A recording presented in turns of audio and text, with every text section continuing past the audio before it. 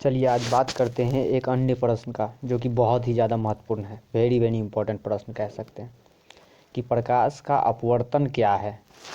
तो जब आपसे ये प्रश्न पूछे कि प्रकाश का अपवर्तन क्या है तो क्या कहेंगे आप कि जब प्रकाश की किरण एक माध्यम से होकर दूसरे माध्यम में प्रवेश करती है तो वह अपनी दिशा से कुछ हद तक मुड़ जाती है। मतलब जो दिशा रहता है उस दिशा को छोड़ करके थोड़ा सा अपने पथ को चेंज करती है माध्यम के चेंज होने से।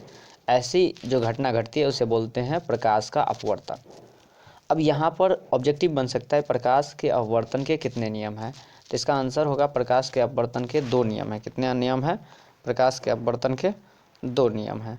ठीक है, प्रकाश के अपवर्तन के कितने नियम हैं? 2 नियम हैं। ठीक है, अच्छा कहेंगे पहला नियम क्या है, तो पहला नियम है इनका कि आपतित किरण, अपवर्तित किरण और आपतन बिंदु पर डाला गया लंब तीनों क्या होता है? एक ही तल में होता है। दूसरा क्या है कि आपतन कोण की जिया अपवर्तन कोण की जिया का अनुपात एक नियतांक होते हैं। इसे आप sin I बटा sin R भी कह सकते हैं, है ना। अब देखिए इस एक नियतांक को अपवर्तनांक कहते हैं। यहीं से एक और परिभाषा मिल रहा है अपवर्तनांक क्या होता है। तो किसी भी 2 माध्यम के लिए आपतन कोण की जिया तथा अपवर्तन कोण की जिया का अनुपात एक नियतांक होता है। इसे ही हम अपवर्तनांक कहते हैं। यहाँ से आप ये भी परिभाषा दे सकते हैं कि अपवर्तनांक किसे कहेंगे। तो ये हो गया आपका, क्या कहे फिर से समझ लीजिए एक बार फिर से सुनिए कि किसी भी 2 माध्यम के लिए आपतन कोण की जिया तथा अपवर्तन कोण की जिया का अनुपात एक नियतांक होता है। यह अपवर्तनांक कहलाता है। क्या कहलाता है? यह अपवर्तनांक कहलाता है। मतलब कह सकते हैं आप कि सीधी सी बात है कि प्रकाश के अपवर्तन के जो दूसरा नियम है वही एक प्रकार का अपवर्तनांक का परिभाषा है। अब यहीं से एक और वेरी वेरी महत्वपूर्ण क्वेश्चन बन जाता है कि पार्श्विक विस्थापन क्या है। तो पार्श्विक विस्थापन जब पूछे आपसे तो पार्श्विक विस्थापन देखिए यहीं से स्पष्ट होगा।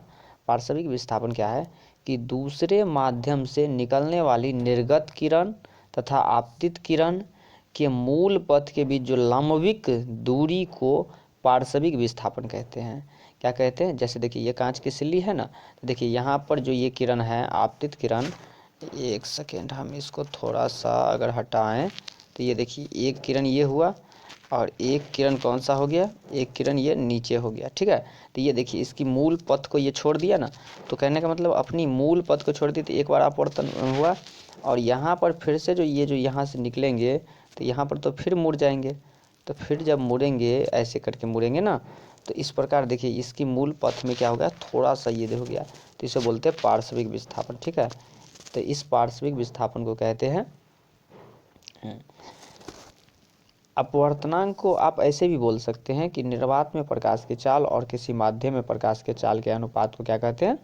अपवर्तनांक बोलते हैं। तो अपवर्तनांक को हम कई प्रकार से बोल सकते हैं।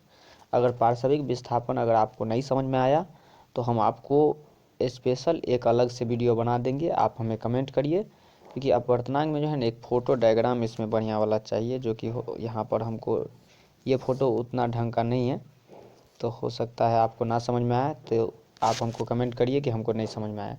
वैसे परिभाषा यही है कि आपतित किरण और अपवर्तित किरण, आपतित किरण और निर्गत किरण के बीच के जो लंबविक विस्थापन है उसे ही हम अपवर्तनांक पार्श्विक विस्थापन कहते हैं। क्या बोलिए? आपतित किरण और निर्गत किरण के बीच के लंबविक दूरी को पार्श्विक विस्थापन कहते हैं। ठीक है, आप इसे लिख भी सकते हैं सुन करके। चलिए, आपका बहुत बहुत धन्यवाद हमारे साथ जुड़े रहने के लिए।